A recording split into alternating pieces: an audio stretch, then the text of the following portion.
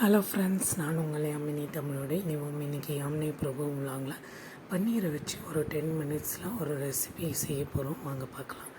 அது இட்லி, தோசைக்கு, சப்பாத்திக்கு, நான்கு ரொம்ப நல்லாயிருக்கும். ஃபஸ்ட்டு பன்னீரை வாங்கிக்கோங்க. பன்னீர் என்ன கிடைச்சாலும் அதை வாங்கிக்கோங்க.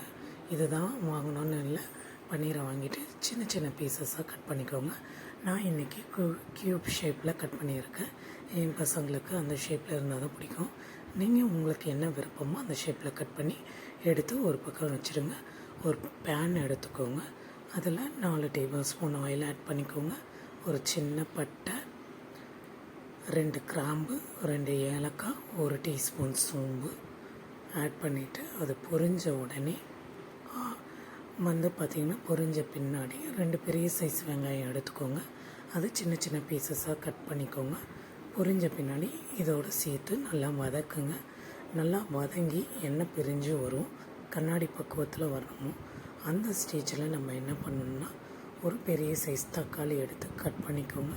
கட் பண்ணி சின்ன சின்ன பீசஸாக கட் பண்ணி அதையும் இதோடு சேர்த்து வதக்கிக்கோங்க. வெங்காயம் தக்காளி சீக்கிரமாக வதங்குறதுக்கு ஒரு 1/4 டேபிள் ஸ்பூன் நான் உப்பு ஆட் பண்ணியிருக்கேன். நீங்களும் உப்பு ஆட் பண்ணிக்கோங்க. ஆட் பண்ணி நல்லா வதக்கிக்கோங்க. ரெண்டுமே வதங்கி நம்ம ஒரு கரண்டி வச்சு லைட்டாக ப்ரெஸ் கொடுத்தா மேஷ் ஆகணும். அந்த ஸ்டேஜ் வந்தால் தான் இதுக்கு ரொம்ப இந்த டிஷ்ஷுக்கு டேஸ்டியாக இருக்கும். அதனால் அந்த மாதிரி நல்லா வதக்கிக்கோங்க.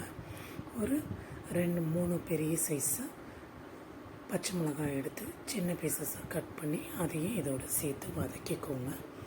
வதங்கி ரெண்டும் சேர்ந்து எண்ணெய் பிரிஞ்சு வரும்போது 1/2 டேபிள் ஸ்பூன் மிளகாய்த்தூள், 1/2 டேபிள் ஸ்பூன் தனியாத்தூள், 1/4 டேபிள் ஸ்பூன் மஞ்சத்தூள், கரம் மசாலா இருந்தால் ஒரு 1/4 டேபிள் ஸ்பூன் ஆட் பண்ணிக்கோங்க.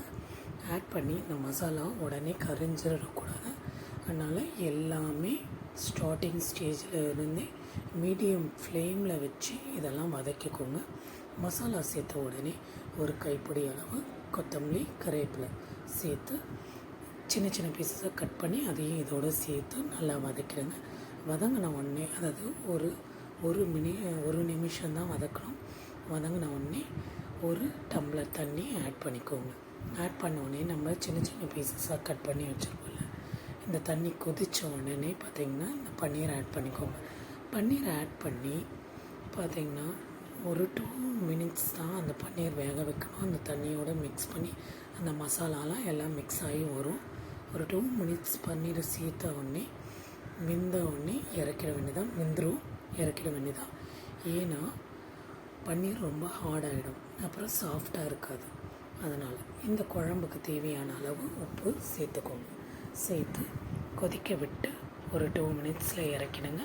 நம்மளோடைய சீக்கிரமாக அவசரமாக செய்யக்கூடிய ஒரு பன்னீரை வச்சு செய்யக்கூடிய ஒரு மசாலா ரெடி.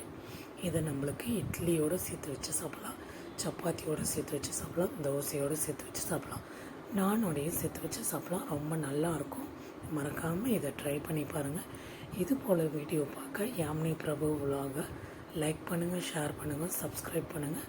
இதோ நம்மளுடைய பன்னீர் மசாலா ரெடி.